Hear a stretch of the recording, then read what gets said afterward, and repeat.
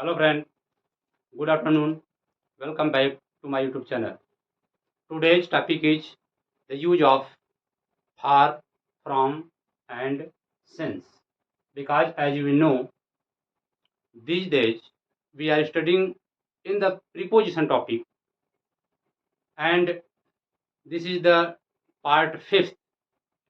In the part of 5th, we shall discuss about the minor and differences among the far, from and since. So don't skip the video. Be attentive, be careful, and take copy, take pen. While reading, while studying, if you find anything difficult, so you may note down it, and it will improve your knowledge. It will help in your future also. जी हाँ दोस्तों, आज के topic में मैंने आप लोगों को फार, from और सिंस के बारे में बखूबी हम लोग अध्ययन करने वाले हैं। इसके बारे में हम लोग चर्चा करेंगे और इसके प्रयोग के बारे में अच्छे से अध्ययन करेंगे। मुझे उम्मीद है कि आज का वीडियो आप लोग को पसंद आएगा ज़रूर, क्योंकि यह आने वाले ग्रामर पोर्शन में आप लोग जब अध्ययन करेंगे कॉम्पिटिटिव एग्जामिनेशंस में, चाहे यह हाई स्कूल या इंटरमीडिएट बोर्ड की परीक्षाएं की बात हो, चाहे कॉम्पिटिटिव एग्जाम्स कोई की बात हो, TET, UP TET, C TET, other कोई टेट हो, एस टेट, टीजीटी, पीजीटी, आज सभी परीक्षाओं के लिए यह बड़ा ही उपयोगी और बेनिफिशियल होने वाला है। तो गाइज, हम चलते हैं अपने टॉपिक पर। आज के प्रयोग में, जो कि मेरा प्रयोग है, हमने लिखा है यहाँ पर प्रीपोजिशन। प्रीपोजिशन टॉपिक हमारा चल ही रहा है। इसमें मैंने यूज को सेलेक्ट किया है, फॉर, फ्रॉम एंड सिंस। ये तीनों का देखिए मतलब अगर हम देखते हैं तो एक ही मतलब है से। क्या है? से। ध्यान दीजिएगा, गौर करिएगा मेरी बात को। तीनों का मतलब से है और इस से का प्रयोग अलग अलग जगह होता है। तो आइए देखते हैं कि हम अलग अलग प्रयोग कहाँ पढ़ते हैं। तो सबसे पहले हार को ले लेता हूँ। किसको लेता हूँ? हार, एफ ओ आर, हार। ऐसे तो फार का जो प्रयोग होता है बहुत बहुत ही यूज में प्रयोग करते हैं इसको। लेकिन मैं यहाँ पर जो अधिकांश जो यूज होने वाला है इसके बारे में बताने वाला हूँ आपको। फार जो है यह सामान्य अर्थ में के लिए के अर्थ में होता है। किसके लिए होता है? के लिए के अर्थ में होता है। के लिए, ठीक है, के लिए के अर्थ में प्रयोग किया जाता है फार। ठीक है। अब इसको एग्जाम्पल के द्वारा हम स्पष्ट करते हैं, देखते हैं कैसे के लिए। जैसे I have bought a book for you. I have bought a book for you. देखिएगा, आई समझिएगा मेरी बात को। I have bought a book for you, मैंने आपके लिए एक पुस्तक खरीदी है। यहाँ के लिए, और मीन्स क्या होता है? के लिए के अर्थ में हम यहाँ पर प्रयोग करेंगे। तो जितने भी वाक्य रहेंगे हम के लिए के अर्थ में इसका प्रयोग कर रहे हैं। ठीक है। सबसे पहले मैं फॉर को ले रहा हूँ, फॉर मीन्स के लिए। गौर करिएगा, इसमें के लिए के अर्थ में मैं यहाँ पर प्रयोग करूंगा। ठीक है। तो एक अर्थ का हो गया, फॉर के लिए होता है और खरीदने के लिए भी अर्थ में होता है। ठीक है। एक एग्जाम्पल मैं और ले रहा हूँ उसका, फॉर के अर्थ में। दूसरा एग्जाम्पल है जैसे दिस बाइसिकल,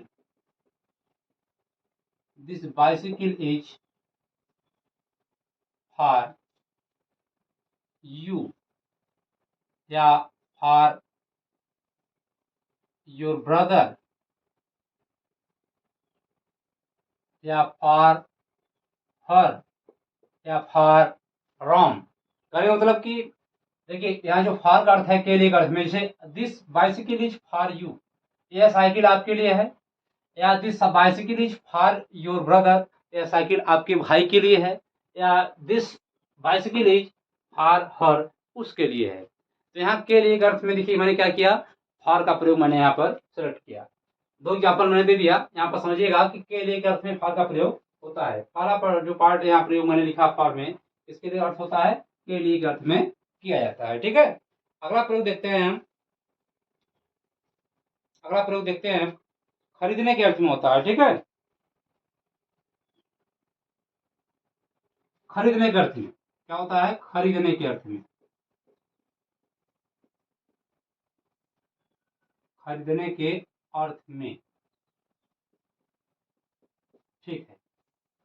खरीदने के अर्थ में क्या हुआ, अब जो भी हम खरीदारी करेंगे, जो भी चीज हम खरीदते हैं, जो भी चीज हम खरीदारी करेंगे या जो भी हम जो है शॉपिंग करते हैं या बाई करते हैं, उसके अर्थ में क्या करते हैं, हम फॉर का प्रयोग करते हैं। पहला हमने बताया फॉर के लिए अर्थ में, दूसरा पॉइंट मैंने क्या बताया, जो है खरीदने के अर्थ में, देखिए मैं बता रहा हूँ खरीदने के अर्थ में, यह पहला पॉइंट है, ठीक है, खरीदने के अर्थ में। जैसे मैं एग्जाम्पल ले रहा हूँ, इसे इसका,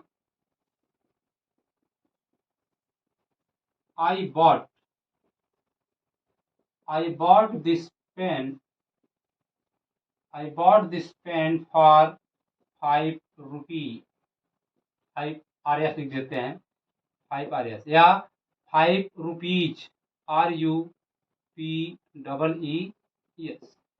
ठीक है। क्या मैंने लिखा, खरीदारी के अर्थ में मैं क्या करता हूँ यहाँ पर, जो है कि यहाँ पर बाई का फार का प्रयोग करते हैं, ठीक है। खरीदारी के अर्थ में हम फार का प्रयोग करते हैं। मैंने खरीदारी के अर्थ में लिखा I bought this pen for 5 rupees, मैंने इस कलम को 5 रुपए में खरीदा।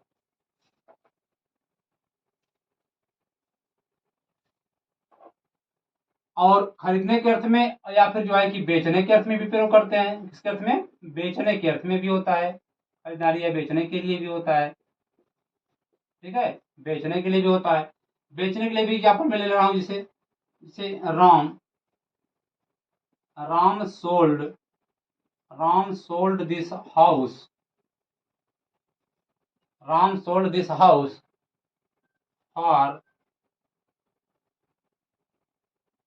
2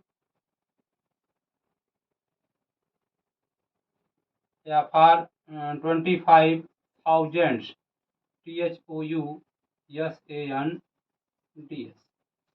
या 25 lakhs या करोड़ या 1000 का एग्जाम्पल दे दिया केवल, यहाँ पर मैं 1000 के अर्थ में दे दिया मैं कि Ram sold this house for 25,000, Ram ने इस मकान को कितने में बेच दिया, 25,000 मतलब 25,000 रुपए में इसको बेच दिया, ठीक है भाई।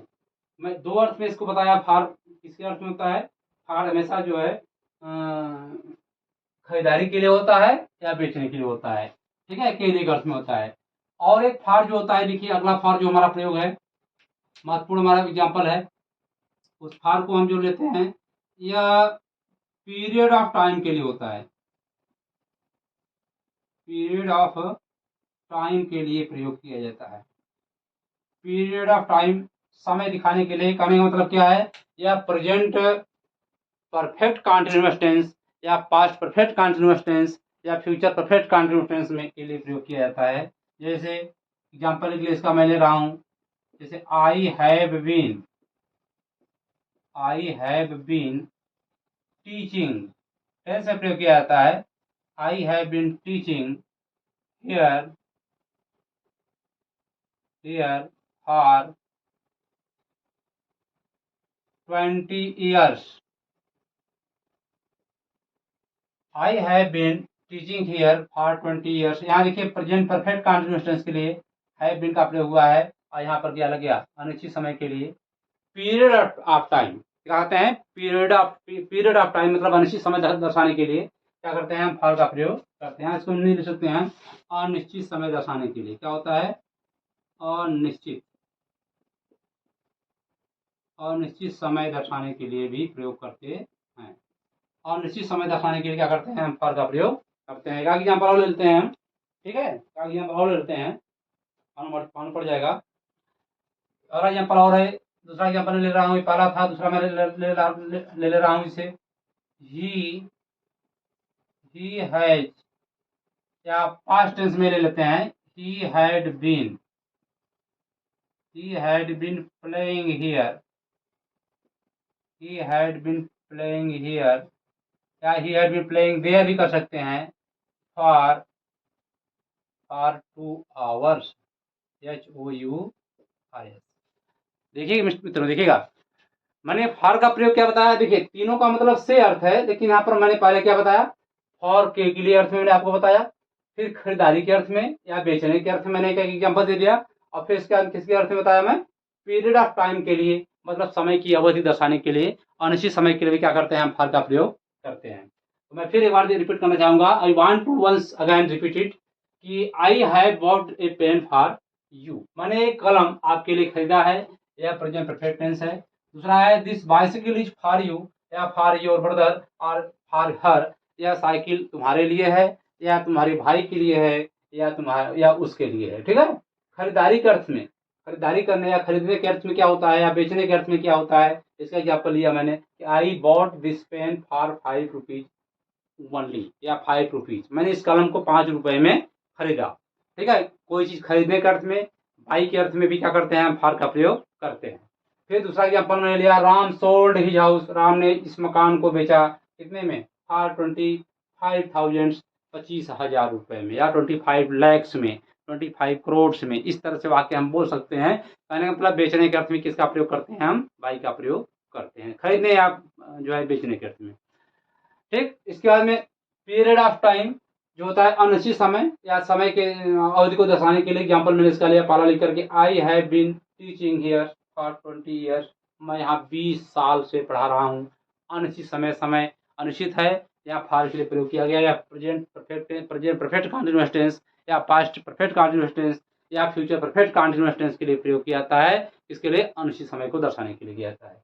दूसरा एग्जाम्पल मैंने लिया, he had been playing here और या he had been playing there for 2 hours, वह 2 घंटे से वहाँ खेल रहा था। मैं केवल इंग्लिश लिखते जा रहा हूँ, वैसे मैं समझा दे रहा हूँ, आपको मेरी बात समझ आ रही होगी। मैं उम्मीद कर रहा हूँ कि आप लोग की इस चीज़ को समझ आ रहा है। अगर कहीं दिक्कत होता है तो मुझे आप कमेंट बॉक्स करिएगा।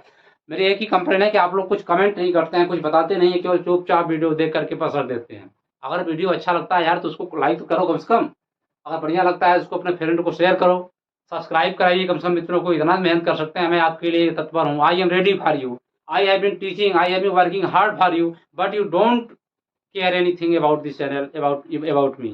कम से कम परवाह तो कुछ होना चाहिए। मैं आप लोग को इतना अच्छी मेहनत कर रहा हूँ, प्रोवाइड कर रहा हूँ वीडियो, तो आप लोग भी कम से कम उसको शेयर करिए, लाइक करिए, और मित्रों को जो है अपने से जो है सब्सक्राइब तो कराइए। इतना तो बनता है मेरा, कि नहीं बनता है? तो ठीक है, तो मैंने क्या बताया, फार का प्रयोग बताया। मैं एक एक के करके बता रहा हूँ। पहले मैं फार का प्रयोग बता दिया, अभी मैं फ्रॉम को बताऊंगा और सिंस का बताऊंगा। ठीक है, तो इसको आप स्क्रीनशॉट लेना ले लीजिएगा, और इसके बाद तब मैं इसको इरेज कर रहा हूँ, जाके बताने वाला हूँ।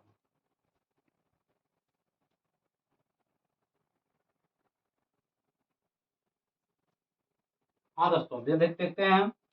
अब हम आ जाते हैं फिर किसके अर्थ में, फ्रॉम के लिए आ जाते हैं। देखिए किसके आते हैं, फ्रॉम, लिख दे रहा हूँ मैं, फ्रॉम, FROM, फ्रॉम। ठीक है, ऐसे तो मैंने बताया सामान्य अर्थ में क्या होता है, से के अर्थ में होता है, फार के लिए भी से होता है, फ्रॉम के लिए भी से होता है, और सिंस के लिए भी से जो है से होता है। लेकिन मैं थोड़ा सा फार के बारे में मैंने बताया डिटेल में कि क्या क्या अलग अलग प्रयोग होते हैं। तो फार में देखिए, यहाँ ये जो फ्रॉम जो इसका एग्जाम्पल है, मैं किसके अर्थ में ले रहा हूँ, पहला ध्यान दीजिएगा। यहाँ पर जैसे संस्कृत में लोग पढ़ते हैं पंचमी विभक्ति, कर्ता ने कर्म को कर्ण से संप्रदान के लिए अपादान से अलग होना। तो अपादान जो होता है, पंचमी जो होती है से के अर्थ में, जहाँ से अलगाव की बात की जाती है, वहां पर क्या होता है, से का प्रयोग होता है। जैसे मैं विद्यालय से घर आता हूँ, क्या है, एग्जाम्पल ले रहा हूँ, मैं विद्यालय से घर आता हूँ, या मैं घर से विद्यालय जाता हूँ, ऐसे वाक्य में भी प्रयोग किया जाता है। जैसे I go to school, I go to school, I go to school from home, from home या फ्रॉम हाउस। मैं घर से स्कूल क्या करता हूँ, जाता हूँ। देखिए यहाँ पर फ्रॉम का प्रयोग लग गया। ठीक है, मैं बाजार से लौटता हूँ, या वे बाजार से लौटते हैं, वे बाजार से लौटते हैं, तो they come back, they come back from, from the market, from the market. ये मैं याद कही थी। इसमें कन्फ्यूज मत होइएगा, हाउस या होम में अंतर मत होइएगा। हाउस और होम का मतलब, दोनों का मतलब एक ही होता है। हाउस का भी मतलब एक ही होता है घर, होम का भी थोड़ा सा इसमें माइन्यूट डिफरेंट है। जैसे जो हमारा, जहाँ हमारा बर्निंग, जो हमारा बॉर्न प्लेस है, जो हमारा जहाँ पर हम टेक बर्थ किए हैं, बर्थ जहाँ हमारा हुआ है, तो हम होम उसको मान सकते हैं। जहाँ पर कहने का मतलब यह है कि ऐसे स्थान पर जहाँ पर हम कोई दूसरे मकसद से न जाएं, तो वहाँ क्या होता है, होम का प्रयोग होता है। घर से हम घर पर रह रहे हैं, तो I am living at home, घर पर कर सकते हैं। ठीक है, हाउस वो भी है, अब उसका भी मतलब होता है और थोड़ा सा कहीं अगर हम ड्यूटी कर रहे हैं या सर्विस कर रहे हैं, जैसे बंगला के रूप में हम अर्थ बताते हैं, जो अलग के अर्थ में हम भाव लेते हैं। जैसे कहीं दूसरा हमारा क्या है, फार्म हाउस है। मेरी बात समझ रहे हैं? फार्म हाउस, अधिकांश लोग क्या करते हैं, फार्म हाउस लेकर के क्या करते हैं, प्लॉट को खरीद करके मकान वहाँ छोड़ देते हैं। तो कभी जाते हैं वहाँ पर रहते हैं, ठहरते हैं, तो वो भी हाउस अपना भी घर माना जाता है। लेकिन जो निजी घर जहाँ पर हम पैतृक निवास मेरा जो है, जहाँ पर मैं जन्म लिया हूँ, जहाँ पर हम लोग जन्म लिए रहते हैं और वहाँ पर रहते हैं, क्या करते हैं, वहाँ पर होम का प्रयोग करते हैं। और हाउस क्या होता है, जहाँ पर हम थोड़ा टेम्पोररी रूप में रहते हैं, या जैसे फार्म हाउस या फ्लैट, जहाँ प्लॉट प्लॉट लेकर के हम लोग रह रहे हैं, थोड़ा सा आवासीय क्षेत्र के रूप में रहते हैं, वहाँ पर हम हाउस का प्रयोग करते हैं। आई होप कि आप मेरी बात को समझ रहे हैं। जन्म से लेकर के जहाँ पर जन्मे और हम बढ़ रहे हैं, वहाँ पर होम का प्रयोग करेंगे। और हम जहाँ कोई अलग मकान, खेत लेकर के या जमीन लेकर कहीं बना करके वहाँ पर रह रहे हैं, टेम्पोररी रूप में रह रहे हैं, सर्विस के रूप में हम जैसे हम कहीं सर्विस कर रहे हैं, वहाँ पर हम मकान लेकर के बनाकर काम कर रहे हैं, वहीं पर अपना सर्विस कर रहे हैं, ड्यूटी कर रहे हैं, वहाँ से आना जाना है, तो वहाँ पर क्या कर सकते हैं, हाउस का प्रयोग हम कर सकते हैं। और वहीं पे भी जो हम बोलेंगे, होम भी बोल सकते हैं, लेकिन हाउस थोड़ा सा डिफरेंट, थोड़ा सा माइन्यूट डिफरेंट इतना ही है, जहाँ पर हमारा जन्म हुआ है, जहाँ पर बचपन से हम पले हुए, वो हमारा होम है। और कहाँ जहाँ हम बाद जाकर के कोई घर बनाकर, जहाँ से हम कोई कार्य करते हैं, कोई अपना हम जीविका पालन करते हैं और रह रहे हैं, उसको हम हाउस के रूप में जानते हैं। आई होप कि मेरी बात आप लोग समझ गए होंगे, इसलिए मैंने दोनों यहाँ पर लिख लिया। तो क्या मैंने बताया, मैं चर्चा कर रहे थे जिसमें हमने कि फ्रॉम से के अर्थ में, मैंने बताया से के अर्थ में, I go to school from home, मैं घर से स्कूल जाता हूँ। They come back from the market, वे बाजार से घर क्या करते हैं, वे बाजार से वापिस लौटते हैं। इसके सेंस में प्रयोग किया जाता है, ठीक है। और फ्रॉम का प्रयोग ही कहाँ होता है, देखिए देखते हैं फ्रॉम का प्रयोग कहाँ कहाँ होता है। जैसे और एग्जाम्पल में है, जैसे कि वह सुबह से लेकर शाम तक कार्य, वह सुबह से लेकर शाम तक कार्य कर रहा था या कर रहा है, इसका बनेगा या कर रही थी। तो she had been working, she had been working, ठीक है, from, she had been working from morning, मैं यहाँ मॉर्निंग लिख दिया, केवल मॉर्निंग टिल इवनिंग, ये करके छोड़ दिया मैं evening. She had been working, वह कार्य कर रही थी, फ्रॉम मॉर्निंग टिल इवनिंग, सुबह से लेकर के शाम तक क्या कर रही थी, वह कार्य कर रही थी। जहाँ पर अवधि को दर्शाया जाए, फ्रॉम जहाँ से कोई कार्य किया जाए, वहाँ पर क्या करते हैं, हम फ्रॉम का प्रयोग करते हैं। और तक के अर्थ में जो है हम टिल का प्रयोग करते हैं या बाई का प्रयोग करते हैं, इसको अभी हम आगे बताएंगे आने वाले वीडियो में। यहाँ टिल मतलब तक होता है, TILL, ठीक है। फ्रॉम और टिल का प्रयोग हुआ है इसमें, यहाँ फ्रॉम मतलब से अर्थ में हुआ, ठीक। और फ्रॉम का प्रयोग ही कहाँ होता है, फ्रॉम का प्रयोग हम प्रेजेंट, देखिए इसका भी प्रयोग कहाँ कर रहे हैं, प्रेजेंट या पास्ट या फ्यूचर,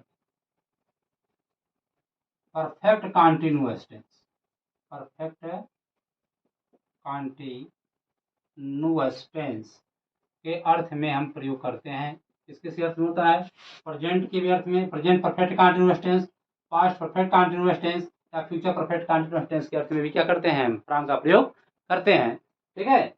यहाँ पे प्रयोग किया जाता है, कैसे प्रयोग किया जाता है, देखिए हमने बताया ना किस अर्थ में, मैंने यहाँ पे बता दिया।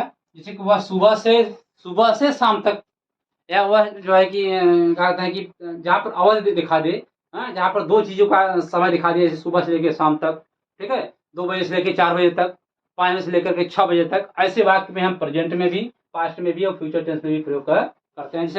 जैसे हम 10 बजे से 4 बजे तक में विद्यालय हम पढ़ते हैं, 10 बजे से 4 बजे तक विद्यालय में पढ़ते हैं, तो we study in the school, we study in the school from 10 o'clock to 4 o'clock, या फ्रॉम 10 AM टू 4 AM। मैं एग्जाम्पल लिख के बता दे रहा हूँ ताकि आपको दिक्कत होने पाए, ठीक है। इसका एग्जाम्पल मैं ले रहा हूँ, जिसका एग्जाम्पल मैं ले रहा हूँ आपको ताकि दिक्कत होने पाए। जैसे we study in college, college या विद्यालय, स्कूल कर सकते हैं, we study in college from 10 AM to 4 PM, ठीक है। 10 AM मतलब 10 बजे से, यहाँ एम एंटी मेरिडियम होता है, एम का मतलब होता है एंटी मेरिडियम, अगर फुल फॉर्म कहते हैं, एंटी मेरिडियम मतलब पूर्वाह्न, और PM मतलब होता है पोस्ट मेरिडियम मतलब होता है अपराह्न। 12 बजे के बाद को हम PM कहते हैं, 12 बजे पहले क्या कहते हैं, AM कहते हैं। तो क्या हुआ कि वी स्टडी इन कॉलेज, हम कॉलेज में अध्ययन करते हैं फ्रॉम 10 AM टू 4 AM। यहाँ पर फ्रॉम का प्रयोग लग गया कि 10 बजे से लेकर के 4 बजे तक हम कॉलेज में अध्ययन करते हैं, विद्यालय में या स्कूल में अध्ययन करते हैं। आई होप कि ये बात आप लोग को समझ में आ रही होगी, ठीक है। और एक थोड़ा सा नोट की बात और है इसमें। नोट की बात यह है कि देखिएगा नोट में क्या है कि फ्यूचर, जो फ्यूचर है FUTURE, future perfect continuous tense. देखिएगा फ्यूचर परफेक्ट कॉन्टिन्यूअस जो टेंस है, इसमें हम क्या करते हैं, सिंस का प्रयोग न करके हम फ्रॉम का ही प्रयोग करते हैं, ये बेटर होता है। ध्यान दीजिएगा मैं क्या कहा, आप लोग पूरी बात ध्यान दीजिएगा। अभी मैं टेंस पढ़ाऊंगा विधिवत तो उसको समझिएगा। लेकिन क्या लिखा मैंने कि फ्यूचर परफेक्ट कॉन्टिन्यूअस टेंस, मैं रह के छोड़ दिया। इसमें एग्जाम्पल में जैसे इसका एग्जाम्पल ले रहा हूँ, जैसे आ जाए कि सी विल हैव बीन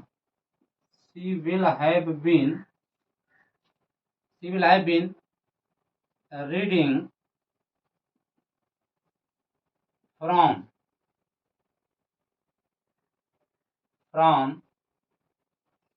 2020 कहने का मतलब she will have been reading from, she will have been reading, वह पढ़ रही होगी फ्रॉम 2020 से पढ़ रही होगी, या 2024 से पढ़ रही होगी, आने वाले समय में 2024, तो यहाँ 2024 कर सकते हैं हम, ठीक है 24। कहने का मतलब क्या हुआ, फ्यूचर टेंस में आप कहेंगे सर तो सिंस का भी प्रयोग होता है। किसका प्रयोग होता है, सिंस का प्रयोग होता है यहाँ पर, ठीक है कर सकते हैं। लेकिन क्या है, नोट मैंने क्या लिखा है, नोट में कि फ्यूचर परफेक्ट कॉन्टिन्यूअस टेंस में हम सिंस का प्रयोग नहीं करते हैं, ठीक है। जैसे कि और सब टेंस में हम क्या करते हैं, सिंस का प्रयोग कर सकते हैं। जैसे कि मैं 2 बजे से पढ़ रहा हूँ, I have be reading since 2 o'clock। हम सोमवार से अध्ययन कर रहे थे, we had been studying since Monday, ठीक है।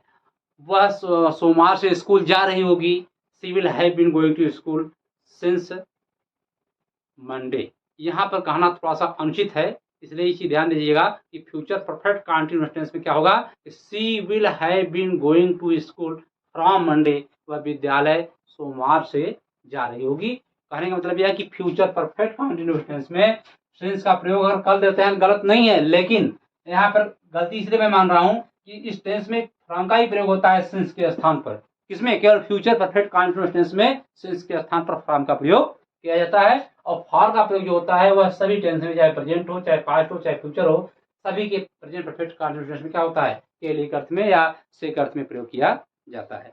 आई होप कि आप मेरी बात को समझ रहे होंगे, ठीक है। मैं एग्जाम्पल को फिर बताना चाहूंगा। ये जो फ्रॉम है, इसका एग्जाम्पल में बताया कि I go to school from home, मैं घर से विद्यालय जाता हूँ। They come back from the market, वे मार्केट से वापिस लौटते हैं। She had been working from morning till evening, वह सुबह से शाम तक कार्य कर रही थी। और टेंस के बारे में मैंने दिया हेडिंग में, प्रेजेंट पास्ट या फ्यूचर परफेक्ट कॉन्टिन्यूअस टेंस के अर्थ में भी क्या किया जाता है, इसका प्रयोग किया जाता है। मैं एग्जाम्पल दिया कि study in college from 10 AM to 4 PM, हम कॉलेज में 10 बजे से 4 बजे तक अध्ययन करते हैं। और नोट में मैंने बताया कि फ्यूचर परफेक्ट कॉन्टिन्यूअस टेंस में क्या करते हैं, हम फ्रॉम का ही प्रयोग किया जाता है। सिंस का प्रयोग इसमें क्या करते हैं, हम सिंस का प्रयोग नहीं करेंगे, ठीक है, इसका प्रयोग नहीं करेंगे। फ्यूचर परफेक्ट कॉन्टिन्यूअस टेंस में हम केवल फ्रॉम का ही प्रयोग करेंगे, किसके स्थान पर, सिंस के स्थान पर। फॉर जहाँ रहता है वही रहेगा, ठीक है। तो आप इसको स्क्रीनशॉट ले लीजिए, मैं फिर सिंस को बताने वाला हूँ, नोट कर लीजिए इसको।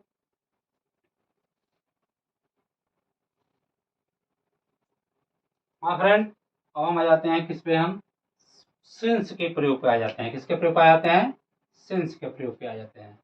सिंस का प्रयोग देखिए, यह ज्यादातर किसके प्रयोग में किया जाता है, मैं यहाँ पर लिख रहा हूँ सिंस, SINC, स्मॉल लिख दे रहा हूँ। सिंस से के अर्थ नहीं हो रहा है, केवल फॉर का प्रयोग थोड़ा सा अलग के अर्थ में हुआ था। फ्रॉम का प्रयोग मैंने बता ही दिया आप लोग को। और सिंस के प्रयोग में देख रहा हूँ, सिंस के लिए होता है, पहले होता है पॉइंट ऑफ टाइम। क्या होता है, point of time, point of time दर्शाने के लिए। आने का मतलब पॉइंट ऑफ टाइम क्या होता है, निश्चित समय। क्या होता है, निश्चित समय, निश्चित समय, निश्चित समय दर्शाने के लिए क्या करते हैं हम, पॉइंट ऑफ टाइम। जो चीज़ निश्चित हो, क्लियर हो, स्पष्ट हो, वहाँ क्या करते हैं, पॉइंट ऑफ टाइम का प्रयोग करते हैं। निश्चित समय क्या क्या होता है, निश्चित समय यहाँ पर हम कर सकते हैं।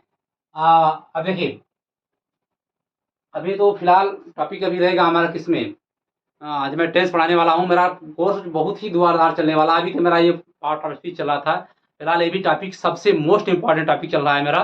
बस इसके बाद जब प्रीपोजिशन भी मेरा 2-4 वीडियो और चलेगा, फिर कंजक्शन और इंटरजेक्शन पढ़ाने के बाद मैं टेंस शुरू कर दूंगा। तो धुआंधार कोर्सेज चलेंगे टेंस में। टेंस मेरा स्पीकिंग लेकर चलेगा और बहुत ही बढ़िया आप लोग अध्ययन करेंगे और कहेंगे कि वाह क्या आनंद आ रहा है इंग्लिश पढ़ करके। आपको कहीं भी दिक्कत नहीं होने वाली है, आप लगा फ्लुएंट इंग्लिश बोलने वाले हो जाएंगे। फिलहाल अभी मैं प्रयोग पढ़ा रहा हूँ, इसलिए मैं इसको बहुत डिटेल नहीं ले रहा हूँ, केवल मैं इसका बता रहा हूँ प्रयोग, किस चीज़ का प्रयोग कहाँ कहाँ होता है। तो पहला मैंने प्रयोग क्या बताया, पॉइंट ऑफ टाइम दिखाने के लिए क्या होता है, इस चीज़ का प्रयोग होता है। पॉइंट ऑफ टाइम कहाँ कहाँ होता है, इसे मैं प्रेजेंट में ले रहा हूँ। किसमें ले रहा हूँ, पहले प्रेजेंट में,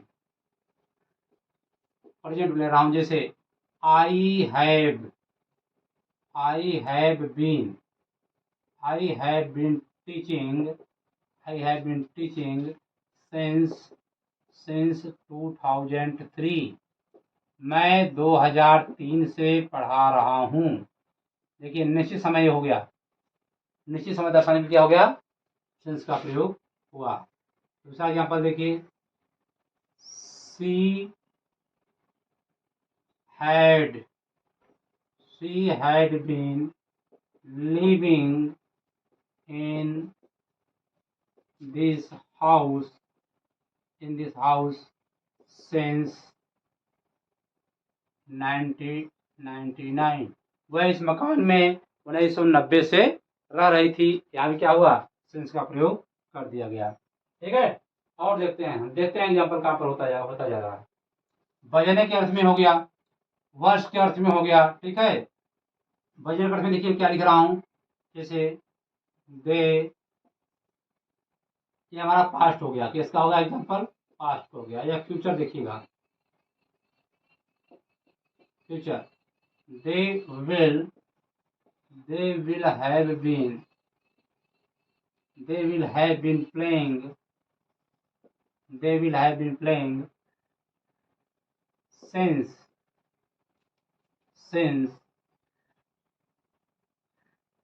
morning to evening। ऐसे अर्थ में क्या करेंगे, हम सिंस का प्रयोग करेंगे। मैंने बताया था फ्यूचर परफेक्ट कंटीन्यूअस टेंस में सिंस का प्रयोग नहीं होता है, लेकिन क्या अर्थ में हुआ, इसमें प्रयोग हुआ क्या, जहां पर दो चीज दिखा दिया। अब देखिए सुबह से शाम तक, सुबह से शाम तक जो है क्या करेंगे, हम यहाँ फ्रॉम भी लगा सकते हैं, क्या लगा सकते हैं, फ्रॉम मॉर्निंग टू इवनिंग कर सकते हैं। लेकिन मैंने क्या होता है कि they will have been playing since morning.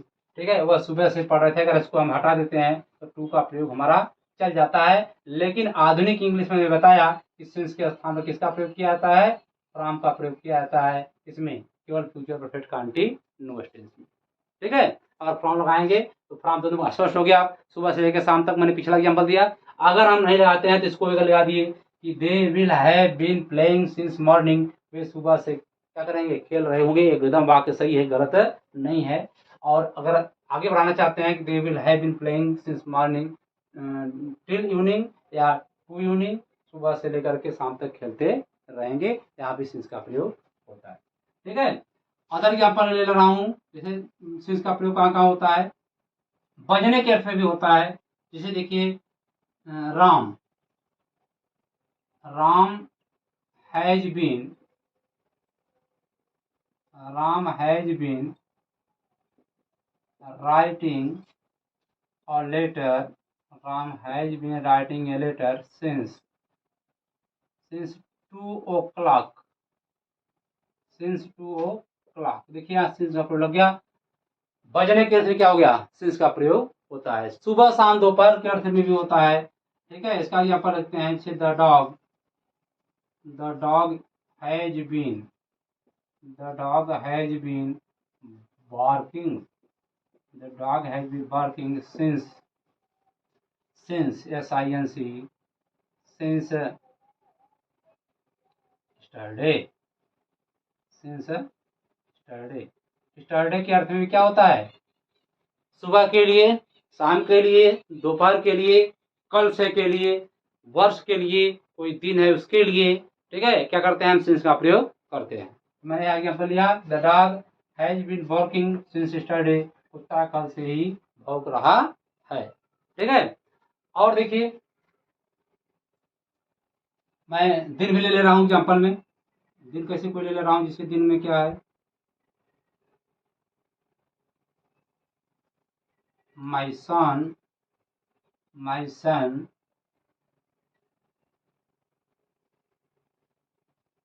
been going to college. My son had been going to college since यहाँ पर लिख सकते हैं क्या, मंडे, MONDAY, सिंस मंडे, या सिंस जुलाई कर सकते हैं, कोई महीना है, हाँ, 1 जुलाई या क्यों जुलाई कर सकते हैं, ठीक है। इस तरह से वाक्य कर सकते हैं, मेरा लड़का जुलाई से स्कूल जा रहा है या सोमवार से स्कूल जा रहा है, या सिंस का प्रयोग यहाँ पर प्रयोग कर दिए हमने, ठीक है। तो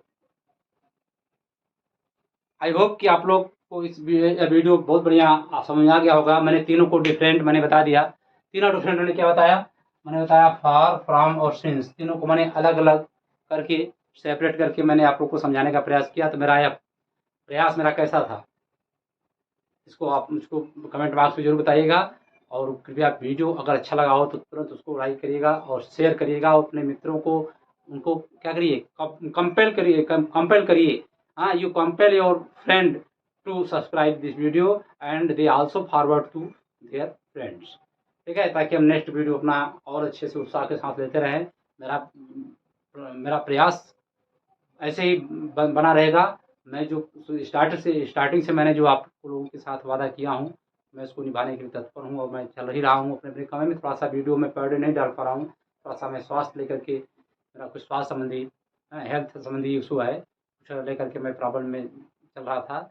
जैसे मुझको टाइम मिलता है मैं वीडियो डाल रहा हूँ, ऐसे प्रॉपर वे में आपको वीडियो मिलता रहेगा। और ऑफलाइन क्लासेस भी जो लड़के पढ़ना चाहते हैं इंटर में या BA के ग्रेजुएशन मेरे क्लास चल रहे हैं, तैयारी करने वाले, वो ऑफलाइन क्लास को ज्वाइन कर सकते हैं। जो दूर दराज के लड़के हैं वे ऑनलाइन में के माध्यम से मेरा यूट्यूब जो अपलोड हो रहा है उसको आप देखते रहें, और संपर्क में बने रहिए इस तरह से व्हाट्सअप के माध्यम से। या कोई प्रॉब्लम होती है तो मुझे कमेंट बॉक्स दीजिएगा। तो ठीक है, मैं मिलता हूँ फिर अगले वीडियो में। तब तक के लिए आप लोग स्वस्थ रहिए, मस्त रहिए। जय हिंद।